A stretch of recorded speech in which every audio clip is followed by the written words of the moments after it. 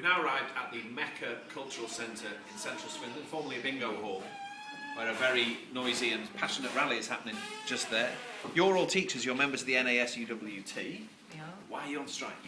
We're on strike today to show solidarity with other unions about the government's pension reforms.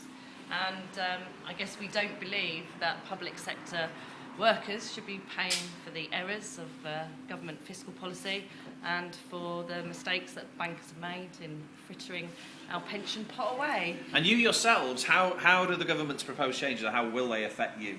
We will need to work longer. Right. We will need to pay more in. Your contributions will and go our up. Do you know how much your up. contributions are going to That's go up? in negotiation at the moment, but I believe it's an extra 11%, but I haven't... Which will mean how much a month, Well, potentially?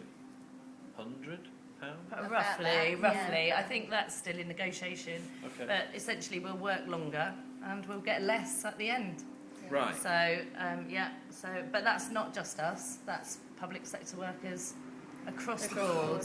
And to get down into the sort of undergrowth of technicalities, how much are you wound up about indexation and the fact the government's changed from RPI to CPI? Well, that will make a difference because it'll be a cut in real terms. Right.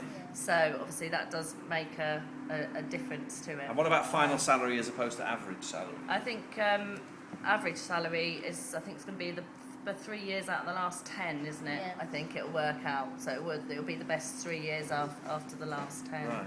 So obviously final salary is better. And I think everyone's agreed that pension reform has to take place. It's just the scale of the pension cuts and the way it needs to. Fancy being a out. 67-year-old secondary school teacher? Not really. We were Don't thinking think we're going to kids have would wider like it very much. corridors so we can get our Zimmer frames Yeah. passed and maybe supply us all with incontinence pads. More public spending. Yeah, there you go. Yeah.